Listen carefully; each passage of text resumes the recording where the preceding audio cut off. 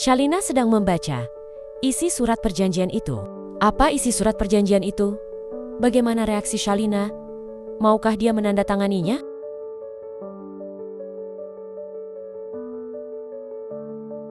Beberapa menit kemudian, Pak, ini surat perjanjian pernikahan kontrak yang telah saya susun sesuai dengan instruksi Anda. setelah menerima surat perjanjian itu, Adrian mengajak Shalina berpindah ke meja kerjanya. Baca dengan seksama sebelum menandatanganinya. Katakan, jika ada yang membuatmu keberatan. Jari-jari Shalina sedikit gemetar saat menerima berkas itu. Dia mulai membaca setiap kalimat dengan cermat, tak ingin melewatkan satu kata pun. Boleh saya minta satu persyaratan lagi? Katakan. Saya tidak ingin pernikahan ini diketahui siapapun. Teman, rekan kerja, maupun keluarga. Mohon rahasiakan semuanya selama kontrak berlangsung. Dia berharap permintaan itu dikabulkan. Karena itu, satu-satunya hal yang bisa melindungi dirinya. Oke. Jika itu maumu. Besok pukul 10 pagi, kita bertemu di kantor catatan sipil Jayakarta, lantai 2 ruang administrasi. Jika kamu tidak datang atau terlambat lebih dari 30 menit, kamu akan tahu akibatnya. Baik, saya pasti datang tepat waktu, Pak. Shalina pun menandatangani surat perjanjian itu. Rizky, antar Shalina ke Departemen Ekonomi dan Keuangan. Dia mulai magang di sana, sesuai jurusannya. Baik, Pak. Mari ikuti saya, Bu Shalina. Shalina berjalan mengikuti Rizky keluar ruangan. Langkahnya berat, wajah campur aduk antara takut, bingung, dan tidak percaya dengan apa yang baru saja terjadi. Setiap langkah terasa berat, seolah membawa beban besar di pundaknya.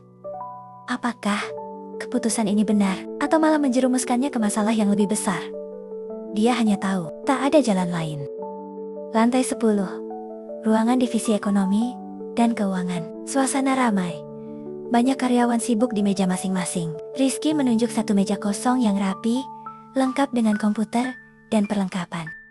Silakan duduk di sini, Bu Shalina. Pak Hendra, kepala bagian, akan menjelaskan tugas setelah rapat selesai.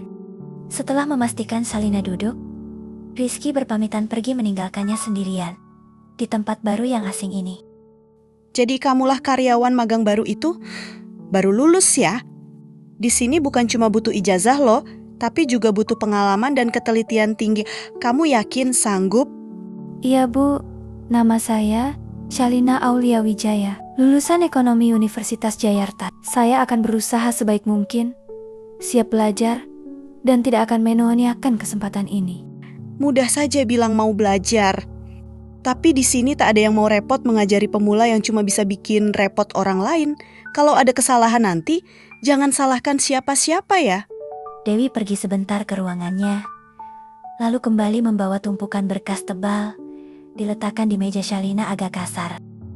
Ini laporan cabang utara dan selatan, rangkum jadi satu, periksa semua angkanya sampai akurat, selesaikan jam 5 sore.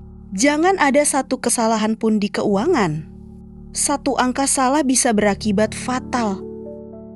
Tanpa penjelasan lebih lanjut, Dewi pergi meninggalkan Shalina yang terpaku menatap tumpukan berkas itu. Tiba-tiba, ada tangan menepuk bahu pelan. Shalina menoleh. Seorang perempuan muda ramah tersenyum di belakangnya. Suara pelan agar tidak mengganggu yang lain. Jangan ambil hati ucapan Bu Dewi ya. Dia memang begitu sama orang baru. Caranya menguji saja kok. Namaku Dina. Dulu aku juga magang di sini. Sekarang sudah menjadi karyawan tetap. Belum lama ini. Iya nggak apa-apa kok. Terima kasih banyak Kak Dina. Nanti kalau bingung, aku boleh tanya kan? Boleh banget. Santai saja ya. Tanyakan saja padaku. Jika ada kerjaan yang belum kamu pahami. Nanti, aku usahakan bantu. Ya sudah. Aku lanjut kerja dulu ya.